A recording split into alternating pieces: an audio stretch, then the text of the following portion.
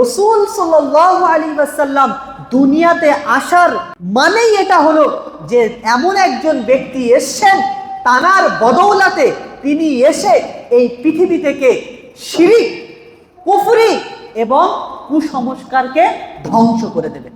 রাসূল সাল্লাল্লাহু আলাইহি ওয়াসাল্লাম যখন জন্মগ্রহণ করেছিলেন, সাথে সাথেই কিছু অলৌকিক ঘটনা ঘটেছে। রাসূল সাল্লাল্লাহু আলাইহি ওয়াসাল্লাম রহমত স্বরূপ দুনিয়াতে এসেছেন। আল্লাহ তাবারাক তাআলা রহমত স্বরূপ আমাদের জন্য, পৃথিবীর মানব জাতির জন্য রহমত স্বরূপ দুনিয়াতে পাঠিয়েছেন।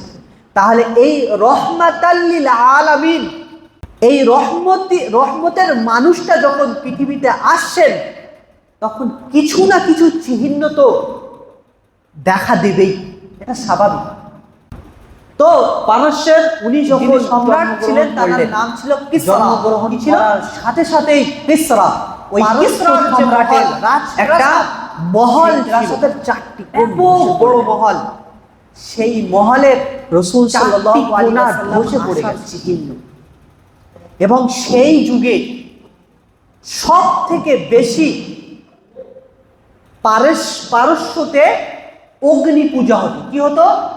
অগ্নি পূজা, আগুনকে পূজা করত। তো ওই যে আগুনকে পূজা করত, ওই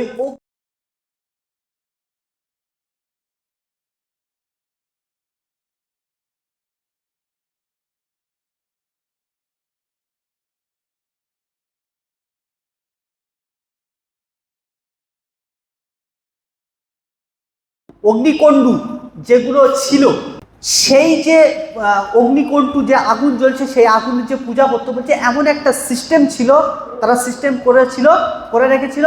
বলছে ওই অগ্নিকুণ্ডগুলো হাজার হাজার বছর ধরে জ্বলে আসে।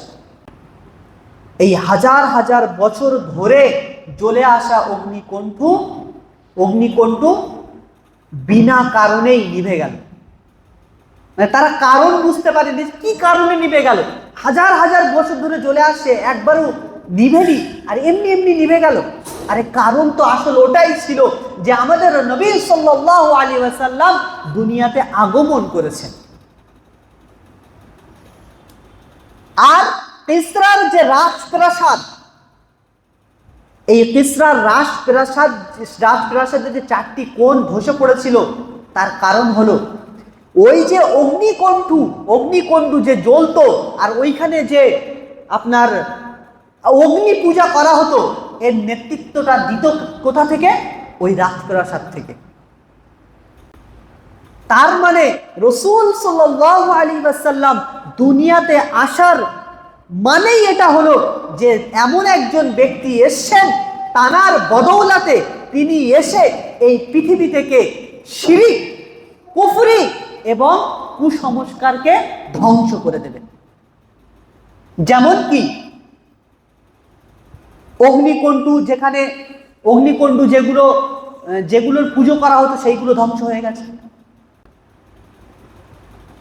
এই যে চিহ্ন, এটা হচ্ছে অলৌকিক ঘটনা। যেদিন রাসূল সাল্লাল্লাহু আলাইহি ওয়াসাল্লাম যখনই দুনিয়াতে এসেছিলেন, জন্মগ্রহণের সাথে সাথে এই ঘটনা ঘটেছিল। সেই নবীকে আমরা পেয়েছি, আলহামদুলিল্লাহ, শত আলহামদুলিল্লাহ। সেই নবীর উম্মত আমরা হতে পেরেছি। শুকরিয়া জ্ঞাপন করে করে সারা জীবন যদি শুকরিয়া জ্ঞাপন করতে করতে আমাদের মুখ ব্যথাও হয়ে যায়, তবুও সেই শুকরিয়া আদায় করা আমাদের জন্য কম পড়ে যাবে। সেই নবী সাল্লাল্লাহু আলাইহি ওয়াসাল্লাম আমাদেরকে যে সমস্ত তরিকা পন্থা দেখিয়ে চলে গেছেন, সেই পন্থা অনুযায়ী আমরা চলতে পারছি না। এটা দুর্ভাগ্যের বিষয়।